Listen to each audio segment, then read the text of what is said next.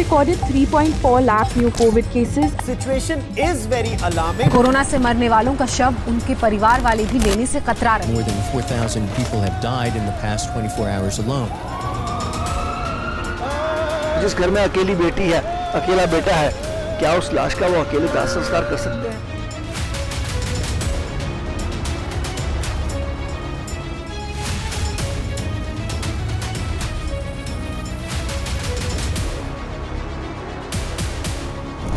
क्योंकि मैं लाशें उठा लाता था जाके, वो बिना पैसे के लाशें नहीं देते थे। किसी का 15 लाख बिल, किसी का 20 लाख, 30 लाख, 50 लाख।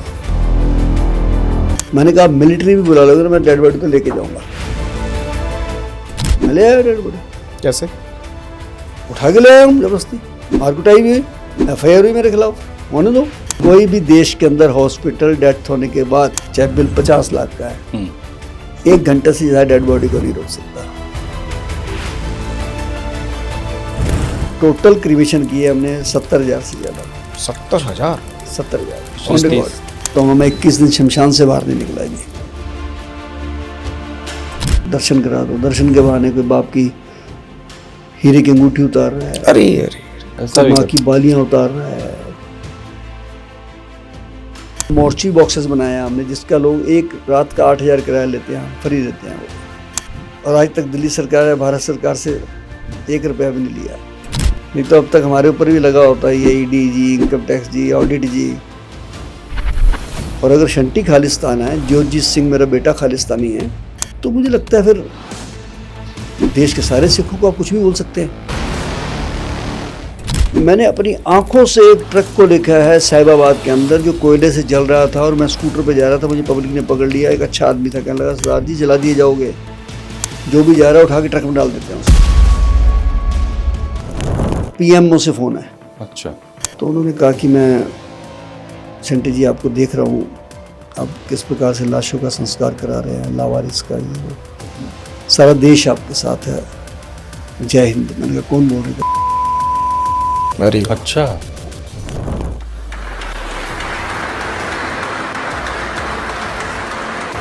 पद्मश्री मिल गया है। हाँ। मेरे से ज़्यादा भाग्यशाली कौन होगा कि मैं तिरंगे में जाऊँगा।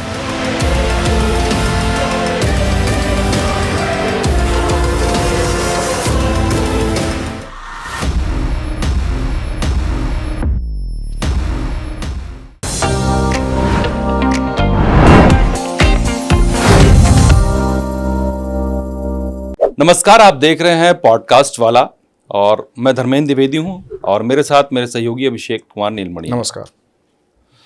आज हमारे साथ जो शख्सियत हैं, सेट पर हमारे साथ जो मौजूद हैं, वो भारत के एक सम्मानित शख्सियत हैं, सदस्य हैं, इस देश के नागरिक हैं, जिन्हें पद्मश्री पुरस्कार दिया है भारत सरकार ने। और वो राजनीति में भी एक्टिव रहते हैं। और लेकिन सबसे बड़ी बात जो यह है कि जो पद्मश्री मिला उन्हें किस लिए मिला, वो अहम है। वो लोगों की सेवा करते हैं निस्वार्थ भाव से। उन्हें एम्बुलेंस मैन ऑफ इंडिया कहा जाता है। उनके लिए डोनर सिंह का शब्द भी इस्तेमाल होता है। और उनका काम क्या है अभिषेक, पता है क्या करते हैं, किस लिए मिला, क्या समाज सेवा करते हैं, कुछ बताया आपने? हाँ, मैं जब पॉडकास्ट करना था उससे पहले मैं थोड़ा सा पढ़ के आया था, तो मुझे पता चला कि जिस अंतिम सफर पे हम आप, जो एक सच्चाई, सभी सच है, सत्य है, परम अंतिम सत्य वही है। अंतिम सफर पे जब कोई साथ नहीं हो तब वो शख्स साथ होते हैं। बिल्कुल। जिन आपने कई बार अखबारों में पढ़ा होगा, कई बार कहीं और देखा होगा, लावारिस शव रहते हैं जिनको कोई छूता तक नहीं है, जिनका कोई अंतिम संस्कार नहीं करता है, ऐसे लोगों को वो अपनी एम्बुलेंस में अरेंजमेंट करते हैं, शमशान घाट, कब्रिस्तान, जहां भी जाना होता है ले जाते हैं, उनका अंतिम संस्कार करते हैं, जो कि सबसे अहम संस्कार होता है किसी उसमें। तो मैं ज़्यादा समय नहीं लूँगा और मैं आपसे मुलाकात करवाता हूँ। हमारे साथ हमारे गेस्ट हैं जितेंद्र सिंह शंटी जी। बहुत स्वागत है सर आपका। जय हिंद। बहुत बहुत स्वागत। सर, ये जो मैं बातें कर रहा था कि आप जब लावारिस शवों को अपने तक नहीं छूते हैं, उसमें आप उनको उस जो आखिरी मुकाम होता है जीवन का, वो वहाँ तक पहुँचाते हैं। तो इसकी शुरुआत कैसे हुई? कभी कभी ना जीवन में एक बहुत छोटा सा हादसा हमारे जीवन को बदल देता है जी। वो कहीं ना कहीं कोई बड़ा नुकसान हो जाए, या तो तब, या किसी का नुकसान होता हुआ देख लें हम। कई बार अकल नहीं भी आती है, आ भी जाती है। लेकिन मुझे 95 में जब मैंने देखा कि एक व्यक्ति अपने बच्चे का जो इलाज कराने दिल्ली में आया था और डेथ हो जाती है, और वो पैसे ना होने के कारण लोगों की अध जली लकड़ियाँ उठा रहा है शमशान घाट से, जो बच जाते हैं पीसेज। और हम कहते हैं कि तुम चोरी क्यों कर रहे हो? वो कहता है जी चोरी नहीं कर रहा, मेरा बच्चा चला गया है, पैसे नहीं है। उस दिन दिमाग में खटका आया कि राष्ट्रीय राजधानी में जहाँ हम रहते हैं, लोग शादी पे, मैरिज एनिवर्सरी पे, बच्चे के जन्मदिन पे करोड़ों रुपये लगाते हैं, मकान पे लगाते हैं, कार 1 करोड़ की रखते हैं।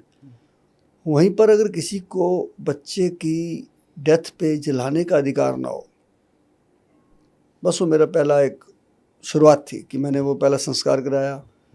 दोस्तों ने बैठ के सलाह करी भी क्यों ना ऐसी एक संस्था बनाई है। कई लोगों ने कहा अरे क्या कर रहे हो तुम, कोई अच्छा काम करो, ये कोई ढंग का काम नहीं है। कोई कह रहा था कमाई कर रहे हैं, कोई कह रहा पॉलिटिक्स कर रहे हैं। ऐसे लोग होते हैं। मेरा सगा भाई कहता था एक कफन बेचते हैं। अच्छा। लेकिन पागलों को जुनून होता ही है, और जुनून वाले पागल ही कुछ कर जाते हैं। भगत सिंह को भी लोग पागल ही तो कर रहे थे। गुरु नानक देव साहब को भी तो लोगों ने पत्थर ही मारे थे। जब एक अच्छे काम पे चल पड़े हम सोच के, लोगों ने कहा जी ये काम तो प्रशासन करेगा। मैंने कहा प्रशासन सारा कुछ नहीं कर सकता है। बत्ती नहीं आती, हम इन्वर्टर लगाते हैं ना। पानी साफ़ नहीं आता, आरओ लगाते हैं। CCTV हम लगाते हैं सुरक्षा के लिए। तो ये क्यों नहीं कर सकते हम? एक करके देखते हैं एक्सपेरिमेंट। फिर नाम क्या रखें जी? तो मैंने कहा जैसा नाम रखोगे वैसे लोग जुड़ेंगे। बुजुर्ग का रखोगे बुजुर्ग जुड़ेंगे, महिला का रखो महिला जुड़ेंगे, बच्चों का रखोगे बच्चे जुड़ेंगे। तो क्रांतिकारी का रखो। तो शहीद आजम भगत सिंह के नाम से हमने शुरू की। एक शमशान घाट से 17 अडॉप्ट कर लिए। अच्छा। फिर लगा कि यार एम्बुलेंस जो डेड बॉडी वाली गाड़ी होती है, शव वाहन, वही नहीं मिलता लोगों को। हॉस्पिटल में डेथ हो जाए, घर लाना हो। अब देखिए बात हमने 30 साल पहले शुरू की थी, आज भी वहीं खड़े हैं, उसी ढर्रे पे हैं आज भी। ना गवर्नमेंट हॉस्पिटल में ना प्राइवेट में जी, आज भी उसी ढर्रे पे हैं। बिल्कुल बिल्कुल। आज भी अब किस डेथ हो जाए गाड़ी ले आइए जी, कहाँ से ले आइए? 10,000 रुपये लगता है। फिर हमने आज से 30 साल पहले बना दी थी। आज परमात्मा की कृपा से कोविड आने तक 9 थी, अब 32 है हमारे पास। अच्छा। 32 एम्बुलेंस और शव वाहन है तो हमारे पास। क्योंकि लोगों को पता लग गया, प्रचार ज़्यादा हो गया। अभी भी हमारे पास 15 की पर डे एवरेज है। अच्छा। पर डे 12-15 इतनी रहती है। नेचुरल डेथ, घर से शमशान ले जाना है, हॉस्पिटल से घर लाना है, घर से फिर लेके जाना है। एम्बुलेंस अलग है, शव वाहन अलग है। मोर्ची बॉक्सेस बनाए हैं हमने, जिसका लोग एक रात का 8,000 किराया लेते हैं, हम फ्री देते हैं वो भी। तो ये संटी साहब सारी की सारी व्यवस्था जो है सब फ्री है? फ्री। और आज तक दिल्ली सरकार या भारत सरकार से 1 रुपया भी नहीं लिया। कभी नहीं? ऑन रिकॉर्ड बोल रहा हूँ मैं, कभी भी नहीं लिया 30 साल में। नहीं तो अब तक हमारे ऊपर भी लगा होता है, ये ED जी, इनकम टैक्स जी, ऑडिट जी, सब लग गए होते, सबको लग गया होता। तो आपने 95 से लेके 25 आ गया, 2030 साल हो गए, 3 दशक के आसपास। कौन सा ऐसा वक्त लगा कि बहुत कठिन वक्त है? कोई ऐसा पीरियड लगा हो कि नहीं ये नहीं झेल सकता मैं? देखिए, हिम्मत मर्द मर्दे खुदा। कौन कहता है कि आसमान पे सुराख हो नहीं सकता? एक पत्थर तो तबीयत से उछालो यार। बहुत मुश्किल काम था ये, बहुत मुश्किल था। एक चलो डेड बॉडी किसी ने एक करा दी, यहाँ तो दिन की 4 आती हैं हमारे पास लावारिस। आज भी 2-3 तो पुलिस वाले दे देते हैं हमको। अच्छा, वो भी आपको दे देते हैं? हाँ, जितनी भी लावारिस बॉडी मिलती है, कोई नाले से मिली, कोई एक्सीडेंटल है, कोई रेलवे से, जिनका कोई लेने नहीं आता या लेने आ रहा है लेकिन पैसे नहीं है उनके पास, गरीब है बेचारे, असहाय हैं, वो हमको फ़ोन करते हैं। हम कहते हैं हमारे पास लाइए, हम फ्री ऑफ कॉस्ट कराएंगे। मुझे लगता है अगर मैं काउंट करना शुरू कर दूं तो 30,000 तो हमने निःशुल्क करा दी होंगी अभी तक। और जो टोटल क्रिमेशन की है हमने 70,000 से ज़्यादा। 70,000 ऑन रिकॉर्ड।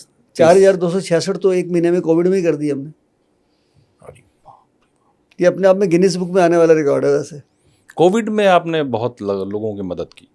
वहाँ की कोई ऐसी घटना आप बताएं जब जो हृदय विदारक हो, जिसको देख करके लगा हो कि दुनिया कैसी हो गई है? सारा कुछ ही हृदय विदारक था। हॉस्पिटल नहीं मिल रहे थे लोगों को, हॉस्पिटल मिलते थे तो बेड नहीं मिलता था, बेड मिलता था तो वेंटिलेटर नहीं मिलता था, वेंटिलेटर मिलता था तो डॉक्टर नहीं मिलता था, डॉक्टर मिलता था तो वेंटिलेटर चलाने वाला नहीं मिलता था। और मर जाते थे तो मोर्चरी नहीं मिलती थी, मोर्चरी मिलती थी तो शववाहन नहीं मिलता था, शववाहन मिलता था तो शमशान नहीं मिलता था। इससे ज़्यादा हृदय विदारक क्या होगा? लानत है हमारे को कि हम 75 साल के बाद भी कहाँ खड़े हैं।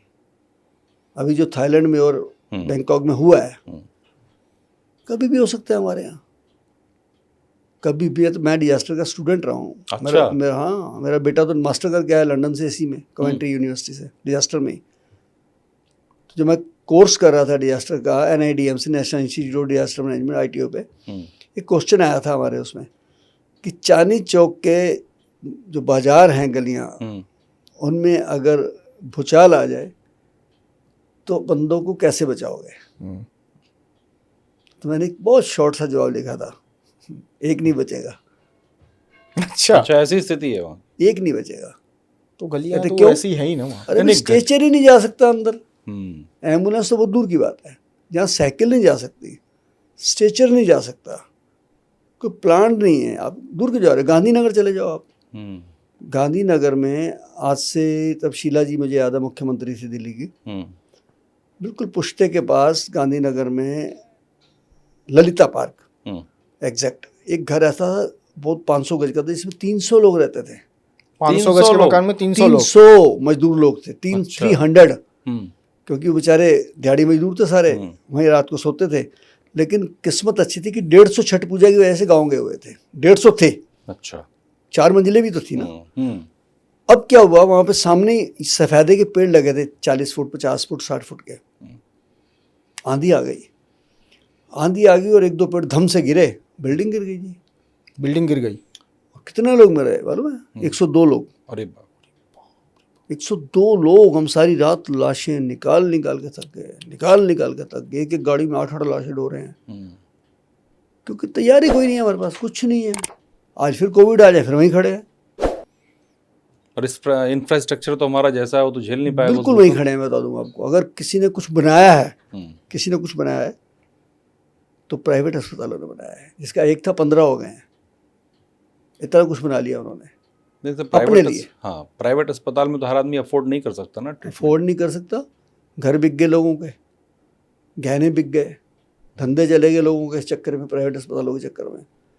जहाँ एक तरफ डॉक्टर और नर्सेज भगवान के रूप में काम कर रही थी, वहीं प्राइवेट हॉस्पिटल ने तो इंडस्ट्री के रूप में काम किया ना।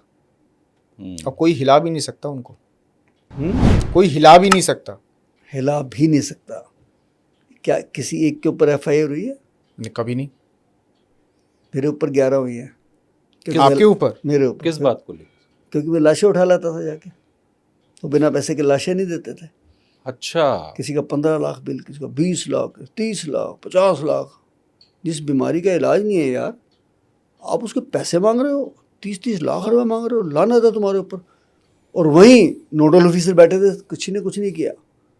कोई FIR नहीं है। कोई घटना संटी साहब जो लगा हो कि ये बिल आ गया और इसका इलाज तो है ही नहीं, इसका बिल आ गया हो और इलाज है ही नहीं, ऐसी कोई घटना आपको? सारी भाई। मैं एक अभी गगन विहार का बताता हूँ। गगन विहार में एक फैमिली थी, उनके पापा मम्मी दोनों एडमिट थे। मम्मी की डेथ हो गई, पापा भी एडमिट है साकेत मैक्स में। मम्मी की डेथ होगी, कह रहे जी 22 लाख रुपए दो, बॉडी ले जाओ। वो मेरे पास है। एक चार्टर आया था तकरीबन 8 साल पहले, 2016 में आया था शायद, कि right of the patient, right of the dead body. और उसके ऊपर चार्टर के बिहाफ पे मैंने उनको बताया कि आप डेड बॉडी को नहीं रोक सकते हो, आपके खिलाफ सीधी FIR बनती है। खैर वो नहीं माने, बदतमीजी की उन्होंने, मुस्टंडे बुला लिए, मार्शल बुला लिए, पुलिस बुला ली उन्होंने। गुंडे भी वही, चोर भी वही, पुलिस भी उन्होंने बुला ली। मैंने कहा मिलिट्री भी बुला लोगे ना, मैं डेड बॉडी तो लेके जाऊंगा। मैं ले आया डेड बॉडी। कैसे? उठा के ले आया हूँ जबरदस्ती, मारकुटाई भी हुई, FIR हुई मेरे खिलाफ, होने दो। बाद में मैं NHRC में जब मेंबर बना, कोर ग्रुप में, डिफेंडर्स एंड NGOs के, सबने अपने केस वापस लेने शुरू कर दिए। उनको लगा बख्शेगा नहीं अब। और मैंने कानून बनवा दिया NHRC में। अच्छा। अरुण मिश्रा जी से, he was the chief justice. क्या कानून? कोई भी देश के अंदर हॉस्पिटल डेथ होने के बाद, चाहे बिल 50 लाख का है, 1 घंटे से ज़्यादा डेड बॉडी को नहीं रोक सकता।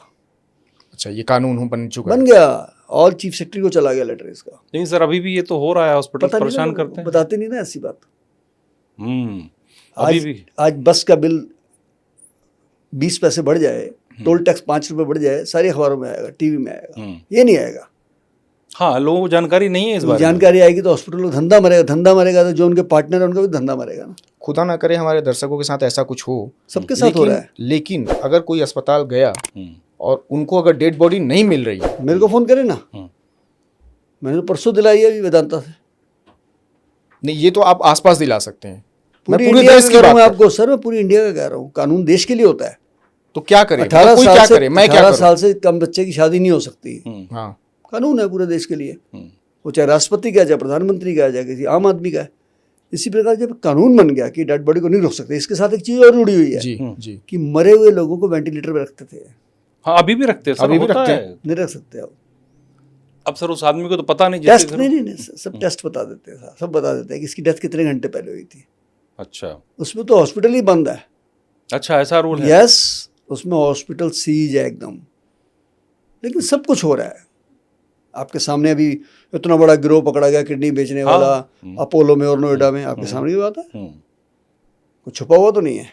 आपके सामने विवेक विहार के अंदर 12 बच्चे जो जल के मैं घुसा, उसमें 4 बचाए मैंने। 25 अच्छा। मई को मैं पीछे से शीशे तोड़ के घुसा, मैं और मेरा बेटा, हमने निकालने शुरू की। 4 ही बचे, बाकी तो सब बेचारे झुलस गए थे। अब उसका कमाल सुनेंगे आप, 125 गज के अंदर, 125 गज, वो भी फर्स्ट फ्लोर, सीढ़ियाँ चढ़ने की पतली सी 2 फुट की, 5 बच्चों का प्री मैच्योर्ड बेबी हॉस्पिटल था वो। अच्छा, और 25 बेड लगा रखे थे, 5 की जगह 25, 5 बच्चे 12 थे उस समय। अच्छा, लेकिन और बेड तो वो भी 25 1 थे। साल से 2 साल से रिन्यू नहीं हुआ था। अब मजेदार बात, परमिशन उसने ली है एक छोटे से प्री बेबी में हॉस्पिटल की, और नीचे क्या कर रहा है वो, ऑक्सीजन बेचने का धंधा। वहाँ 100 सिलेंडर हो जाते थे, 100 सिलेंडर हो जाते थे बड़े वाले।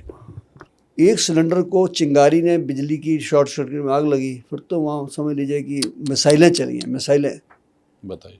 30-30 फुट की आग में से हम निकाल के लाए हैं बच्चे को। मैं भी गया था उसमें तो। अच्छा। क्योंकि आप 30 या 40 सेकंड आप कार्बन डाइऑक्साइड में रहेगा तो गए आप तो। गए। मैंने तो गीला तौलिया रखा ऐसे, और मुंह पे और नाक पे और आंखों पे, तो मैं घुस गया अंदर। लेकिन फिर भी मैं घबरा गया अंदर। एक बार लगा मैं अब गया, फिर मैं बाहर आया, फिर लोगों ने मुझे पानी मारा, मेरे ऊपर गीला कपड़ा दिया, बच गया मैं। 4 बच्चे परमात्मा ने बचा दिए। लेकिन होता कब है जब हादसा हो जाता है। मुखर्जी नगर में कांड हुआ, ठीक, बड़ा पर इस हादसे के बाद भी सबक तो कोई नहीं लेता। फिर एक राजेंद्र नगर में वो पानी चला गया, पानी basement चला में। गया था कोचिंग से। बड़े सर्वे होते हैं, बड़ी इंक्वायरियाँ बैठती हैं, फायर ब्रिगेड आ गई, फलाना आ गया, वो आ गया, फिर ढाक के 3 बात। हल्ला उस समय खूब होता है, फिर उसके बाद कुछ नहीं। मैंने अभी एक हल्ला मचा रखा है कि जहाँ विवेक विहार में बच्चों का हॉस्पिटल था, उसके ठीक साथ 8-10 मकान छोड़ गए। 500 गज के अंदर एक स्कूल चल रहा है। 500 गज में कितने बच्चे बैठ सकते हैं, जरा सोचिए आप। 3 मंजिला स्कूल हो तो कितने बैठ जाएंगे। 1200 बच्चे बिठाए हुए हैं उन्होंने। 1200 बच्चे। तो ये क्या तो डीडीए बिल्कुल सोई हुई है, क्या फायर ब्रिगेड वाले सोए हुए हैं, क्या एजुकेशन डिपार्टमेंट में सोए हुए हैं, सब मिले हुए हैं। क्या पुलिस को सूचना नहीं है उसकी? सबको सूचना है। और कोई हादसा हो जाएगा किसी दिन, जब हो जाएगा हादसा, फिर आसपास के स्कूलों पे भी छापे पड़ेंगे, हॉस्पिटलों पे भी छापे पड़ेंगे। और बड़ी मजेदार बात है कि जिस जगह में स्कूल खुला हुआ है वो भी नाजायज जगह में बना हुआ है, जगह डीडीए की कब्जा हुआ पड़ा है, और डीडीए को सूचित किया जा चुका है। डीडीए खाली नहीं करा रहा उनसे, किसी नेता का हाथ होगा उनके ऊपर। तो इसका कोई इलाज है संडी साहब? कोई हमारे देश में नहीं है इलाज। हमारे देश में इलाज ही नहीं है। नहीं, हमारे देश में इलाज नहीं है। तो क्या लोग ऐसे ही मरते रहेंगे फिर? अभी तक तो यही चल रहा है जी। तो जान बड़ी सस्ती हो गई है फिर। अभी तक तो यही चल रहा है जी। मैंने अपनी आंखों से देखा है, जीटीबी हॉस्पिटल में 25 वेंटिलेटर थे, चलाने वाला एक नहीं था। अरे राम। स्वीपर चलाते थे बेचारे, सफाई कर्मचारी। वेंटिलेटर ऑन कर दो, ऑफ कर दो, बस। 2-2 दिन डेड बॉडी पड़ी रही। ना हमारे पास सैनिटाइजर थे, ना ग्लव्स थे, ना मास्क थे, ना पीपी किट थी। कर रहे जा रहे हैं, अंधेर नगरी काम चल रहा था। जहाँ एक तरफ अच्छे लोग निकल के आए कोविड में, एनजीओज निकल के आई। मैं दिख रहा था देश के कोने कोने में बहुत अच्छे लोग, संस्थाएं, धार्मिक संस्थाएं। मेरे साथ रोटरी क्लब ने बहुत काम किया। फिल्म इंडस्ट्री से मेरे साथ अक्षय कुमार जी ने मुझे एम्बुलेंस से भेजी। अच्छे लोग भी ऐसा रहे। मेरे पास लकड़ी नहीं थी शमशान में, और मैंने एक अपील डाल दी कि 65-66 डेड बॉडी पड़ी है और लकड़ी एक नहीं है, सुबह करना संस्कार। और सुबह मुझे 5 बजे आपके नोएडा से ही फ़ोन आया कि आपको शंटी जी 8 बजे से ट्रक आने शुरू हो जाएंगे और 1000 टन लकड़ी हम फ्री भेजेंगे। अच्छा मैंने कहा जी कौन बोल रहे हो? घरे में वेव सिटी के मालिक राजू चड्डा बोल रहा हूँ। अच्छा 1000 टन लकड़ी भेजी उन्होंने। मैं ऐसे लोग भी थे जो ईश्वरीय रूप में आए निकल के सामने, लेकिन जो कहर इन 4 लोगों ने बरपाया, 4 कौन कौन? Hospital, insurance company, pharma company, और जो टेस्ट करते हैं लेबोरेटरीज 400 वाला 4000 में, 6000 में। बहुत लूट मची थी, बहुत लूट गए ना मची थी। जेल। हरिद्वार के कुंभ में 5 लाख नकली टेस्ट हुए, 5 लाख। सारे जेल गए, बड़े बड़े 3 कंपनियां गई जेल में। वो भी कैसे गई? पंजाब के एक व्यक्ति को मैसेज आने शुरू हो गए कि आप कुंभ में आए थे, आपका पॉजिटिव आ गया है। 15-20 मैसेज आए। उसने पुलिस को कंप्लेंट करी कि मैं तो कुंभ में गया ही नहीं, अच्छा मेरा पॉजिटिव कैसे आ गया। उस पर इंक्वायरी बिठाई सीएम साहब ने यूपी के। पता लगा जी वो तो सारा नकली काम चल रहा है। वो तो FIR होगी सबके खिलाफ। तीनों बड़ी बड़ी लैब है, तीनों बड़ी बड़ी लैब है जिनका विश्व नाम। परमिशन कैसे मिल जाता है इन लोगों को? सब रिश्वत देते हुए पकड़े जाओ, रिश्वत देके छूट जाओ। मैं तो कह रहा हूँ ना, एक FIR नहीं है किसी के खिलाफ पूरे कोविड के अंदर। जो सेवा कर रहा है उसके खिलाफ 11 FIR मेरे खिलाफ 11 FIR हुई। और जो मेवा पाने के लिए कोई सारे को कर्म कर रहा है उसके खिलाफ कोई FIR नहीं। इस देश की हकीकत यही है अभी तो। नहीं सब, मैं क्या बोलूँ इसके बारे में, ज़्यादा तो नहीं बोलूँगा, लेकिन मुझे तो बहुत कुछ सुनने को मिला लोगों से भी। पॉलिटिशियंस मेरे से बहुत जलते थे, बहुत खिलाफ थे। एक तो बहुत बड़े ऑफिसर आए मेरे पास कि शंटी जी आप मीडिया को सच क्यों बता रहे हो, इतनी लाश आज जलाई है अच्छा कोविड से, आपको कैसे पता कोविड से मरे हैं? मैंने कहा फांसी खा के आएगा ये? सही बात है। यहाँ पे 5 की एवरेज थी, 200 आ रहे हैं। कैसे आ रहे हैं? कोविड से आ रहे हैं, लापरवाही से आ रहे हैं। सरकारों को क्या एतराज था अगर आप 5 की जगह 200 हो रहा है, या उसको सच्चाई बता रहे? कंट्री का मीडिया बहुत आया होता है। नंबर्स, आपको डेथ टोल जो छुपाने की बात होती है वही, और क्या हो सकता है इसके तो पीछे? छुपाए जा रहे थे, लगता होगा ना ऐसे, क्योंकि मैं तो सच बता देता था। मैं आपको 27 अप्रैल 2021 का एक आंकड़ा देता हूँ जी, चेक करा लेना जी। 3 शमशान घाट, सीमापुरी, गाजीपुर, कड़कड़ुमा, एक दिन 27 अप्रैल 497 डेड बॉडी एक दिन में। 497। ये 3 की बात हो रही है। दिल्ली में कितने हैं? 500 शमशान घाट। आंकड़े का अंदाजा आप लगाइए क्या हो? बहुत कहर था वो तो, उसको तो मैं नहीं भुला सकता। मैंने बहुत पास से देखा है। अब आप बातें हम करते हैं पार्टीशन की, विभाजन की, जिनके साथ बीतती है ना, उनसे पूछिए आपकी विभाजन क्या था, 84 का कत्लेआम क्या था। कह देना और अपने ऊपर होना, इसमें बहुत फर्क है। हाँ, जिस पे गुजरता है उसको पता होता है। जब मैं डेथ बेड पे था, मेरा बेटा डेथ बेड पे था, हमें हॉस्पिटल नहीं मिला तो अच्छा, मैं 35, मेरा BP 35, मेरी ऑक्सीजन 55, पता नहीं कैसे बच गया मैं। उस दिन मेरा ड्राइवर चला गया एक। अच्छा, उसी दिन मेरा ड्राइवर चला गया एक, पता नहीं मेरी मौत ले गया वो। तो आप तो लगातार सेवा कर रहे थे, उस बीच में आपको भी मैं पहले कोविड में हुआ था। पहले ही कोविड में? पहले कोविड में सारे हो गए, हमारे घर वाले भी, मेरे ऑफिस वाले भी, मेरा जो मैनेजर है हरजीत, उसके तो दोनों लंग्स चले गए इसमें। उसको तो जवाब दे दिया था वहाँ शांति मुकुंद ने। फिर यहाँ लाया मैं, जो यहाँ कैलाश, यहाँ फिर इलाज चला 1 महीना। आज तक उसके लंग्स ठीक नहीं हुए हैं। जवान बच्चा, अभी शादी नहीं हुई है। कितना डैमेज हुआ? देखिए ना, 4 साल हो गया उसको। तो मतलब जिनको साथ बीती है ना भाई साहब, लोगों के घर खत्म हो गए हैं। मैंने ऐसे ऐसे घर देखे हैं। आज मैं उनकी मम्मी की बॉडी लाया हूँ, 3 दिन बाद पिता के लाया हूँ, फिर 3 दिन बाद भाई के लाया हूँ। 3 लाशें एक घर से लाया हूँ। एक घर से? एक घर से, किरण विहार से। मेरे क्लास फेलो थे वो, मिस्टर सुनील मग्गो। पहले मम्मी की डेथ हुई, मैं बॉडी लाया। वो बेचारे घर वाले आ भी नहीं सकते, सबको कोविड था। 4-5 दिन पापा चले गए, फिर यंग ब्रदर चला गया, घर खाली हो गया। मैंने 8 साल का वो बच्चा भी देखा है जो पिता की लाश के साथ आया, अब एक 8 साल के बच्चे को क्या पता है शमशान क्या होता है, लाश क्या होती है, संस्कार क्या होता है। मैंने साथ खड़े होके संस्कार कराया बच्चे के, फिर उनको घर छुड़वाया। कोई पड़ोसी नहीं आया, कोई रिश्तेदार नहीं आया। उससे भी ज़्यादा बड़े गम की बात की वही बच्चा 8 या 9 दिन के बाद हमारी ही एम्बुलेंस में अपनी माँ की बॉडी के साथ भी आया। ओहो। बड़ा दर्दनाक सीन था जब बच्चा माँ के साथ लेटा हुआ है कि मेरे पापा चले गए, मेरी मम्मी मर गई, मैं भी मर जाऊंगा। और वो मैं भूल नहीं सकता हूँ। जो हालात थे बस दर्दनाक थे। उस बच्चे से दोबारा जाके आप मिले, मतलब आज? मैं नहीं मिल पाया, मेरे पास बड़ी हौच पौच थी। मैं तो आपको क्या बताऊंगा, मैं 21 दिन शमशान से बाहर नहीं निकला जी। 21 दिन? पूरे 21 दिन मैंने कोविड में टाइम ही नहीं मिला जी। दूसरे कोविड में तो बहुत बुरा हाल था। मैं घर ही नहीं जाता था 21 दिन। मेरी वहीं जो एम्बुलेंस अंदर खड़ी रहती थी उसी के अंदर मैं कुछ खाने को आ गया, खा लिया, नारियल पी लिया। उससे बहुत दर्दनाक शॉट्स थे जी उसमें। तो लाइन लगी हुई थी बाहर, नंबर ही नहीं आता था। और कई लोग छोड़ के चले जाते थे, लिख के चले जाते थे पीपी किट पे उनकी डेथ बॉडी के बैग पे कि आप ही करा दीजिएगा। फ़ोन नंबर डाल देते थे अपना। कभी आपको ऐसा नहीं लगा कि जब बच्चे अपने माँ बाप के शव छोड़ जाते थे, अंतिम संस्कार नहीं करते थे, इस डर में कि हमको ना हो जाए कोविड, हम ना मर जाएं, आपको नहीं लगा कि एक बार कि आपको भी कुछ हो सकता है? मैंने मन बना लिया था। मैंने मन बना लिया था कि मैं मर भी जाऊं तो मैं नहीं छोड़ूंगा।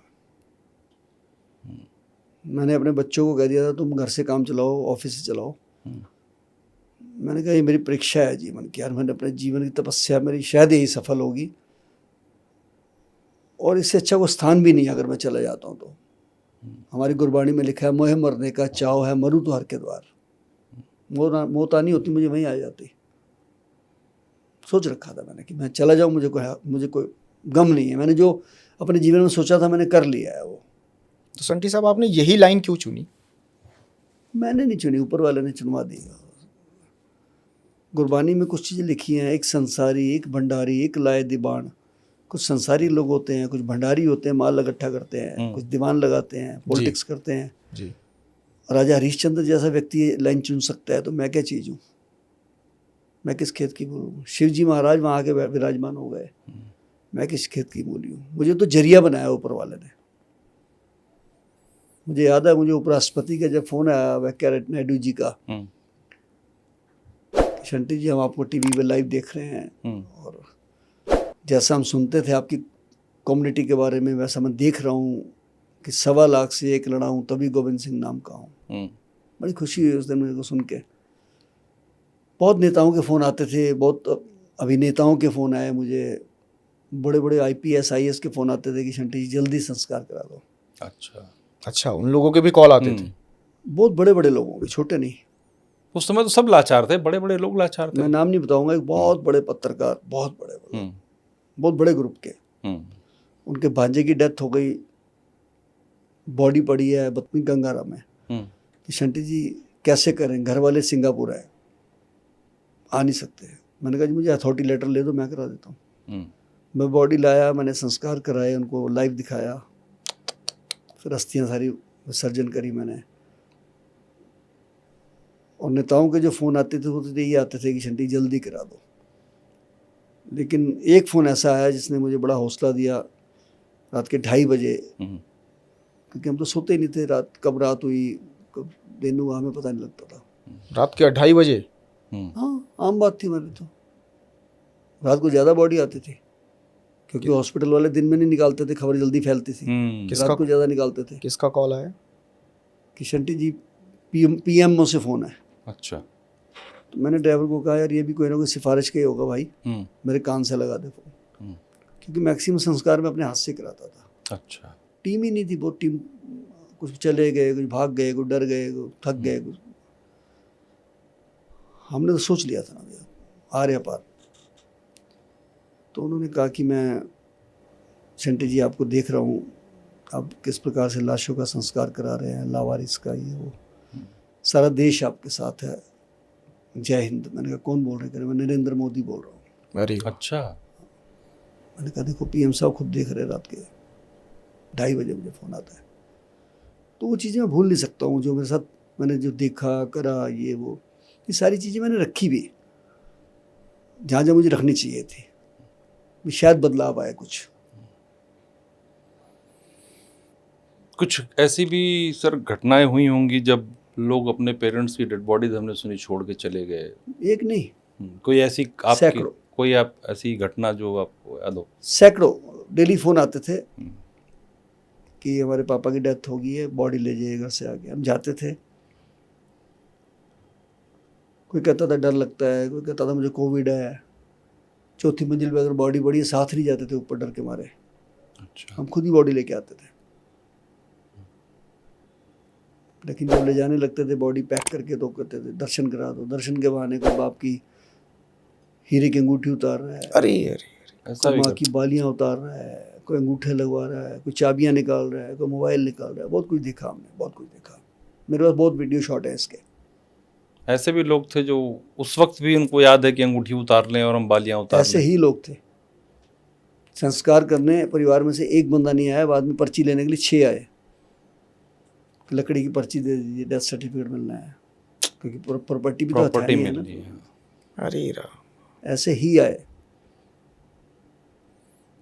बहुत कुछ देखा, बहुत कुछ देखा। जो चीजें गुरबानी में सुनते थे ना कि सब झूठ है, फरेब है, मोह माया, हम जिनके लिए कर रहे हैं बच्चों के लिए, कुछ नहीं, सब नकली है। कोई साथ नहीं।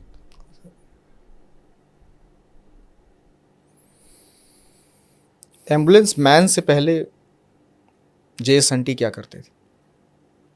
मेरा अपना बिजनेस कारों का अच्छा खासा। क्या उससे चीज़? पहले मैं 10 साल, मैं सही बताऊं तो मैं बड़ी गरीबी में से निकला। अच्छा। मैं 10th में पढ़ता था, पिताजी चले गए। ओ, अब 10th का बच्चा क्या बिजनेस कुछ करेगा नहीं, जी? कुछ नहीं। तो जो एक शॉप भाई की थी उसके ऊपर मैंने बैठना शुरू कर दिया, मोटर पार्ट की। और मैं मोटर पार्ट की सप्लाई करने के लिए यूपी में खुर्जा, अलीगढ़, एटा, कानपुर तक जाता था। और जाता कैसे था, पैसे नहीं होते, ट्रक की छत पे बैठ के जाता था, ताकि टैक्स भी बचेगा और किराया भी नहीं लगेगा। जाते समय भी जाता था, आते समय बैठ के आता था। जो पैसे बचते थे काम चलाता रहा। 10 साल वो किया। और उसके बाद फिर कारों का धंधा शुरू किया मैंने, सेल परचेज का। वो बहुत अच्छा चल गया मेरा। ईस्ट दिल्ली में एक नंबर में मेरा काम आ गया। अच्छा। उसे करते करते बस थोड़ा सा मुझे पॉलिटिक्स का भी नशा सा आया, उसमें लगा थोड़ा बहुत। लेकिन जब मुझे लगा कि टिकट विकट तो इन्होंने देनी नहीं, क्योंकि हर जगह जातिवाद है, तो मैं 2007 में, पहले मैं 2003 में इंडिपेंडेंट खड़ा हुआ एमएलए में। 3 में? कांग्रेस फर्स्ट आई, मैं सेकंड आया, बीजेपी थर्ड आई। अच्छा, इंडिपेंडेंट में भी? हाँ। तो हौसला बना। लोगों ने कहा यार, और मेरी कम्युनिटी नहीं रहती वहाँ। अच्छा। मेरी कम्युनिटी के 100 घर भी ढूंढने शुरू करूँगा, नहीं मिलेंगे। अच्छा। 2 लाख वोट में। उसके बाद 7 में कॉरपोरेशन आ गया, क्योंकि उस समय कांग्रेस का ज़्यादा चलन था। तो मैंने फिर टिकट मांगी, उन्होंने टिकट नहीं दी। मैं इंडिपेंडेंट खड़ा हुआ, मैं जीत गया। मैं 7 में कॉरपोरेशन में 8 में मुझे घर से बुलाने के लिए आए अकाली दल बीजेपी वाले की, शंटी जी आप एमएलए का चुनाव आ गया, आपको टिकट देनी है। मैंने कहा जी मेरे पास तो पैसे ही नहीं है, एमएलए का चुनाव मजाक थोड़ा है। तो नहीं जी, ने हमने आपको लड़ाना है, आप सब कर लेंगे। खड़ा कर दिया। अब जैसे ही खड़ा किया मुझे, तो जो सिटिंग बीजेपी के थे जिनको टिकट मिलनी थी, जो अभी भी स्पीकर थे आम पार्टी के, क्या रामनिवास गोयल, इन्होंने खिलाफत कर दी। मैं नॉमिनेशन करने गया 200 बंदे लेके, और 400 बंदे लेके प्रोटेस्ट करने आ गए वहीं पे। लेकिन अब पार्टी का सिंबल था, मैं खड़ा हो गया। और वो 2 लाख वोट का चुनाव मैं 1534 वोट से हार गया 2008 में। अच्छा। कॉर्पोरेटर तो था ही मैं। खैर 12 में फिर टिकट दी गई मुझे कॉर्पोरेशन की, अलायंस में, बीजेपी अकाली में। वो मैं फिर जीत गया 5,500 वोट से। 14 में मुझे जनवरी में दी गई एमएलए की टिकट, मैं फिर जीत गया। और मैंने दिल्ली के मंत्री को हराया, श्री डॉक्टर नरेंद्र नाथ जी को, 15,700 वोट से। पर बदकिस्मती की सरकार ही गिर गई। तो ये भी सफ़र देखा मैंने कि नेतागिरी में क्या होता है, सेवा में क्या होता है। लेकिन मैं कॉरपोरेटर बना, चाहे मैं एमएलए बना, मैंने कभी अपना नाम के साथ निगम पार्षद या एमएलए नहीं लिखा, मैं नगर सेवक लिखता था। अच्छा, आज भी मेरे बोर्ड वही चल रहे हैं वहाँ पे, नगर सेवक बस। तो फिर आम आदमी पार्टी का रुख कैसे कर लिया आपने? रुख नहीं करा। मुझे ना जब आदमी काम करता है ना, देखो मुझे अब मेरे ऊपर कोई पार्टी की मोहर तो थी नहीं। अकाली दल का 20 में अलायंस टूट गया, 20 में हमारी टिकट होते होते रह गई, मुझे इग्नोर करने लगे। अच्छा। और इन बिटवीन क्या हुआ कि मेरे बेटे को, ज्योतजीत को, क्योंकि वो देश प्रेमी और दूसरा जैसे कहते हैं कि सनातन को मानने वाला है, अच्छा। तो उसने कहीं ये बात बोल भी थी, तो बहुत लोगों ने हमें थ्रेट किया फॉरेन कंट्री से। अच्छा। 117 के करीब हमको थ्रेट ईमेल से आए, मेरे को, मेरे बेटे को। शूट आउट भी हुआ था? शूट आउट तो 14 में हुआ था, वो मेरे साथ हुआ था। हाँ। तो मैंने अपने बेटे की सुरक्षा के लिए जब बात करी तो मुझे किसी ने हाथ ही नहीं रखा। मैंने कहा यार, मेरा बेटा तो एक तख्ती लेके खड़ा हो गया था कनॉट प्लेस में, से नो टू खालिस्तान, बड़ा फेमस हुआ था वो, कई करोड़ लोगों ने, कई मिलियंस लोगों ने देखा। खैर मैंने को पार्टी वार्टी बदलने का मन में नहीं था। ये तो परमात्मा ने कुछ कराया, जैसे कि केजरीवाल जी का फ़ोन आया मुझे कि शंटी जी आप जैसे व्यक्ति को आगे आना चाहिए, ये हुआ काम करने के लिए, जबकि मैं मन बना चुका था कि मुझे चुनाव नहीं लड़ना चाहिए। और अभी भी मैं सही कह रहा हूँ कि मैं बहुत संतुष्ट था पद्मश्री के बाद सेवा करके कोविड की। मुझे चुनाव नहीं लड़ना चाहिए था, लेकिन परमात्मा कराता है, कुछ चीज़ें ऐसी होती हैं जो हम नहीं करते, बन जाता है रास्ता, जरिया बन जाता है। जिस पार्टी से मैं टिकट लाया उसी के स्पीकर साहब थे रामनिवास गोयल जी, उनकी जब टिकट 8 में कटी थी तब भी खिलाफत की थी, उन्होंने अब भी खिलाफत करी। क्या इत्तेफाक है दोनों बार। कमाल की बात देखो आप। और जितने बंदे थे आम पार्टी के, टोटल के टोटल को ले जाके उन्होंने बीजेपी में जोड़ दिया और मेरे सामने खड़े हो गए। लेकिन 58,000 लोगों ने मुझे वोट दी। अच्छा। जहाँ पे मेरी 100 कम्युनिटी के परिवार नहीं है, 58,000 लोगों ने मुझे वोट दी। अब ये तो पूरी दिल्ली हारी है, पार्टी हारी है। अब कोई पूछे काम की वजह से, तो मैं तो ये कहूँगा कि जो गरीब लोगों के लिए 10 साल में, चाहे बिजली का काम हो, पानी का काम हो, काम तो हुए हैं, इसमें कोई दो राय नहीं है। अब सबको तो कोई भी संतुष्ट नहीं कर सकता। बिल्कुल। शीला जी भी 15 साल काम करके गई, बाद में जमानत जब्त हुई। इंदिरा गांधी की जमानत जब्त हुई।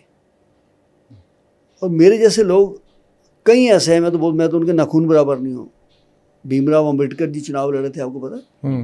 पता है नहीं आपको? नहीं पता, पढ़ लीजिएगा। हार गए थे। लड़े थे, हार गए थे जी, महाराष्ट्र से जी। भगत सिंह जी के सके भाई कुलतार सिंह सहारनपुर से चुनाव लड़े थे, हार गए थे। Manmohan Singh ji top economist, south Delhi से चुनाव लड़े, हार गए थे। आपके सामने है? हाँ, ये तो पता है। श्री अरुण जेटली जी, क्या दिमाग था, माने हुए वकील, अमृतसर से चुनाव लड़े, हार गए। किरण बेदी फर्स्ट IPS महिला, दिल्ली से चुनाव लड़ी, हार गई। मैं आपको एग्जांपल दे रहा हूँ कि लोगों को आजकल कोई काम से लेना देना नहीं है, आप किसी चीज़ से लेना नहीं है, बस वो धर्म के नाम पे, मजहब के नाम पे पता नहीं क्या क्या नवी नवी चीज़ें जोड़ दी जाती हैं। मेरे जैसे व्यक्ति को, जैसे मैं चुनाव में खड़ा हुआ तब तक तो मैं पद्मश्री था, एम्बुलेंस मैन था और डोनर सिंह था, नगर सेवक था।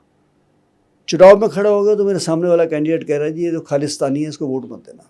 ऐसा क्यों कहा गया? क्या हुआ, क्या था, क्यों जोड़ा गया इससे? कुछ भी बोल दो आप चुनाव में, किसी के लिए कुछ भी बोल दो, किसी कोई वजह होगी ना। अब वजह तो उनसे पूछी जाए ना जी, कि जिस व्यक्ति को, ये गाली मुझे नहीं दी उन्होंने जी जी, ये शक मेरे पे नहीं किया उन्होंने, ये शक राष्ट्रपति पे किया उन्होंने, ये शक देश के ऊपर किया उन्होंने, तिरंगे के ऊपर किया उन्होंने भाई। और जो कई मिलियन मेरे फॉलोवर हैं उनके ऊपर किया, देशवासियों के ऊपर, कि जिस व्यक्ति को थोड़े दिन पहले आपकी सरकार पद्मश्री दे रही है, कायदे से तो सरकार, कायदे से कोई पॉलिटिकल पता देता नहीं वाड़ी है, इसके ऊपर कमेटियाँ बैठती हैं, जो भी होता है, तब तक तो शंटी सही था। यहाँ तक धमकियाँ दी गई कि जो पार्किंग की जगह आपको डीडीए से मिली हुई है किराए की, वो भी हम छीन लेंगे। छीन लो भाई, सब तो सड़क पे बैठ के काम कर लेंगे, क्या करें।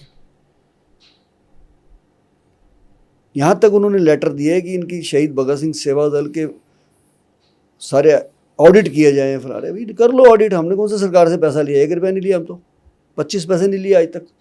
जब तुमने को दिया ही नहीं है तो मांगने वाले कौन होते हो? हमारे चेक करने वाले कौन होते हो? जिसने आपने अगर दिया किसी कंपनी ने दिया, वो बोले ना मेरा ऑडिट करो। ये बोलने वाले कौन होते हैं? और अगर शंटी खालिस्तान है, ज्योतिजीत सिंह मेरा बेटा खालिस्तानी है, तो मुझे लगता है फिर देश के सारे सिखों को आप कुछ भी बोल सकते हैं, किसी को भी कुछ बोल देंगे। यानी हमारी पगड़ी पे सीधा अटैक है ना ये। लेकिन मैं धन्य समझता हूँ कि 58,000 लोगों ने मुझे खालिस्तानी नहीं समझा। सही बात। मैं जब भी गया हूँ, जिस घर में गया हूँ, कोई ये कहता था जी मेरे बच्चे का संस्कार आपने कराया है, किसी ने कहा जी मेरे पिताजी को खून दिया है। मतलब एक एक परिवार ने मुझे इतना जो मान और सम्मान दिया, बल्कि हज़ारों की तादाद में लोग मुझे आके मिले और रोए। तो मैंने कहा नहीं यार, ये चुनाव है, इसमें तो चलता रहता है, हार जीत कोई बात नहीं है। मुझे हारने का बिल्कुल गम नहीं है।